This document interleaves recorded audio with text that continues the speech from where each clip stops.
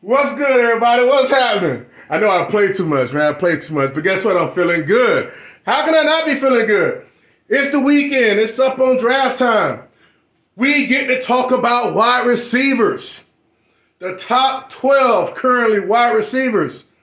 According to Fantasy Pros half-point PPR, we're going to talk about them. I'm going to give my color designation to them based on trust and how you guys should feel about them. Remember, green gets a Flawless Fantasy Football's full endorsement. Yellow is a 50-50 endorsement, meaning I can see a world where they do great, and I can see a world where they actually bust, and they hurt your draft and your team based on where you drafted them at. And the red just means total I don't recommend one iota. One iota. So thanks for checking me out, guys. Welcome back to another episode of Flawless Fantasy Football, and let's get to it. If you're new, you get any kind of substance out of this video, press like, press subscribe, join the freaking community. I'm going to enlighten you guys. At the end of the day, do what you want to do, but I'm enlightening you with some nice goodness. Let's get into it. And we're back. And we're back. Here's the list, you guys. This is the current list as of today. As of today, which is, what's the date? What's the date going on? Anybody know the date? The date is August 27th. This is the half-point PPR rankings currently. Today, August 27th of Fantasy Pros. Half-point PPR. I need to put it up here so people can understand. Half-point. Okay? Half-point PPR. I shouldn't have did that over Jefferson's thing, but that's okay. That's self-explanatory, really. So, again, we're going to give the color designations. Green, yellow, or red. This shouldn't take too long, guys. I'm not going to hold you. I got a fantasy draft that I'm going to actually, not that I have, that I'm actually going to go sit in on. They're probably just starting in probably about another 20 minutes, but I'm just go check out and see how many messed up picks I see people do. It's a live draft at one of my homeboys' house, so I'm going to knock this out, but guess what? See how this comes first? I'm going to be late to it, but this comes first because I'm here for you guys.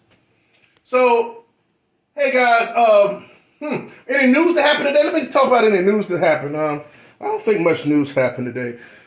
We got Geno Smith. He's actually going to be starting for the Seahawks because Drew Lock wanted to go out there and throw 3 picks. Man, that's Drew Lock, man. Drew Lock going to do Drew Lock things, right? So that's no surprise.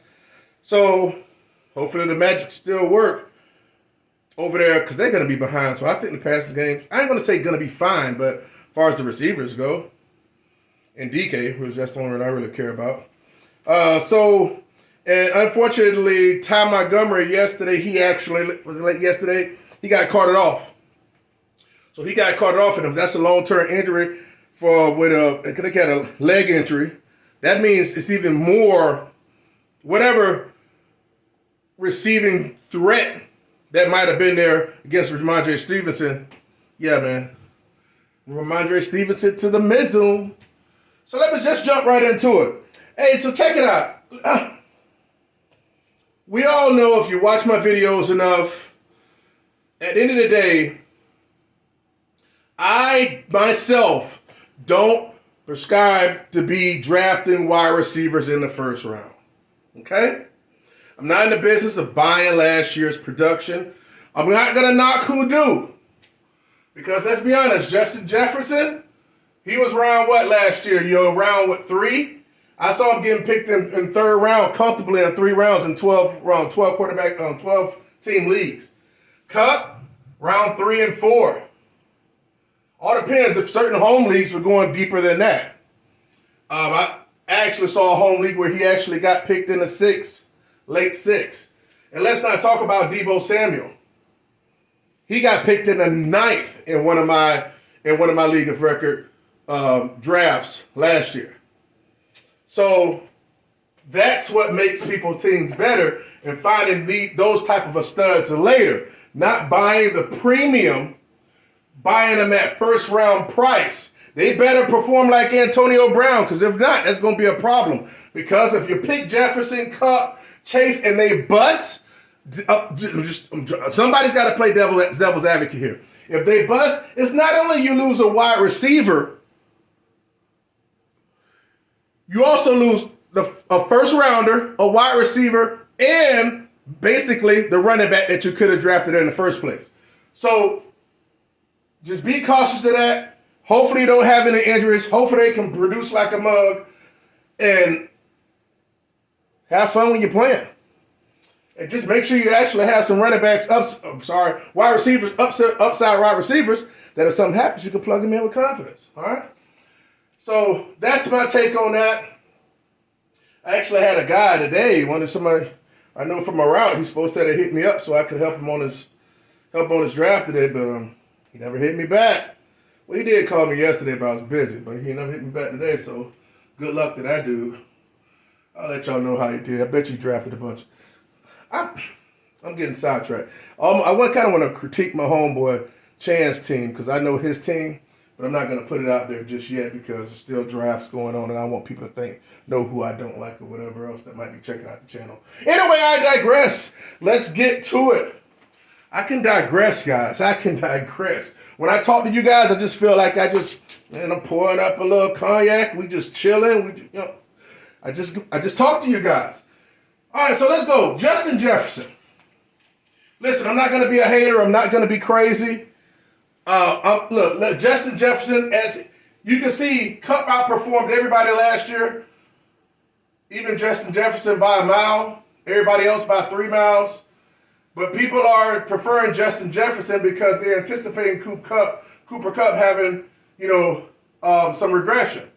But let's just go ahead and keep it 100 and stop playing around. We're going to go ahead and give Justin Jefferson and Cooper Kupp greens right off the rip, okay? We're not going to play around. So, Kupp's going to stay. Now, I am a little bit concerned about Matthew Stafford's arm. They said they're going to keep an eye on it all year. But nobody's going to stop this, guys. I'm not worried about Allen Robinson. Everybody else is so tuggable on Allen Robinson. Oh, my God. Flawless. He's going to be so... No, I ain't heard y'all say it, but he's going to be so good. That same Allen Robinson that years ago played with Jacksonville up the road, right? That same one.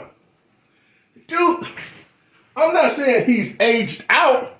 I'm not saying that. But it's going to be options there. You got a tight end there. You got Jefferson. Listen, there are options there. The running backs are supposed to be getting more into the groove, even though both of them got soft tissue issues in their glass. But Kupp should be safe as hell, okay? But hopefully he stays healthy, and hopefully Stafford's arm is okay as well, because if anything happens to his arm and somebody else has to come in, he can be completely healthy, but he's not going to return the value. But he's a green. Jamar Chase. Jamar Chase is a monster. Now, if you had Jamar Chase, if you know anything about Jamar Chase, he actually had some games. He had some peaks and valleys. He had those big blow-up games, but he disappeared too. He disappeared. So, but he came through in the playoff time. He certainly gets a green. The dude's a monster. I believe with the upgraded offensive line in Cincinnati, that passing game can take a step forward. But I hope Joe Burrow's, his situation to where he's good to go as well. So, a little bit of concern for Stafford and Burrow, but if they're healthy, that passing game should be good to go. Stephon Diggs. Oh, boy. Oh, boy. Listen, they got Stephon Diggs up here at the number 4. All right? They got him at the number 4. Oh, on the floor. They got him at the number 4. So, but I'm going to tell you something. Stephon Diggs is not going to finish this high. Okay? Will he make it somewhere around here? Quite possibly. But he won't finish this high.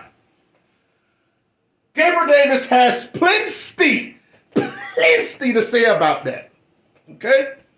So, will he be safe? Is he a part of a great offense? Yes, I'll give him a green. I'm not going to hate on him too much. I just don't think he'll finish this high. Okay, guys? All right. Now I'm going to pause real quick because I want to talk about something before I continue. I spoke about last year was my first year starting this, and I spoke on the disparities between the consensus rankings and everybody's rankings. You know, pretty much the same. Give or take one or two players and some positions. It don't matter if you're talking about fantasy pros, footballers, or headliners, or whatever. But if you take their list and what it ends up being at the end of the day, at the end of the year, there's a horrendous bust rate. Horrendous. Let's take last year, for example. The draft rankings last year, number 1 was Devontae Adams. 2 was Tyreek Hill. 3, Stephon Diggs. 4, Calvin Ridley. 5, D-Hop. 6, DK Metcalf. 7, Justin Jefferson. 8, A.J. Brown. 9, Keenan Allen. 10, A-Rob. 10 A-Rob. 11, Scary Terry. McLaurin. And 12, CeeDee Lamb. Okay, now out of those 12 players, that's just going to be just like this list, but this is just 2022's. Okay? But in 2021's list, how many of those wide receivers do you think that I listed that was 2021's draft rankings starting the season? I mean, right before the season too. How many of you think actually finished in the top 12? Out of those 12 from last year, how many do you think finished in the top 12? Not these guys, because it's 2022, but 2021's draft rankings. Well, I'll tell you. 1, 2, 3, 4, 5, 6, 7. 7 of the wide receivers from last year on their draft rankings did not finish as a top 12 wide receiver. Those guys were Calvin Ridley, DeAndre Hopkins, A.J. Brown was listed at number 8. Keenan Allen was listed at number 9. Allen Robinson was listed at number 10. Scary Terry McLaurin was at number 11. And CeeDee Lamb was at number 12. None of those guys made it. None of them.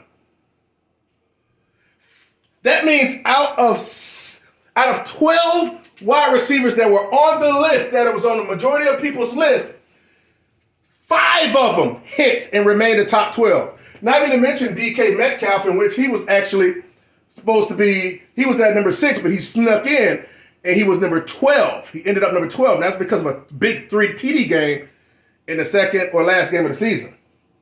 Or that would have been 8 of them that didn't get in there to be a top 12 wide receiver. I'm just giving you facts. So as great as this freaking list looks, half these MFers are not going to end up in the freaking top 12. Okay? Bookmark this damn freaking video. I'm just speaking for the heart because everybody's so geeked up about wide receivers. People need to learn how to project. People don't want to pick wide receivers because they haven't seen it yet. I haven't seen it. I don't feel comfortable. Well, you're not spending so much. But when you up your price for Jefferson and up your price for Cup and up your price for Chase, it's like you're paying for a freaking beauty queen that's been ran through by 200 different guys.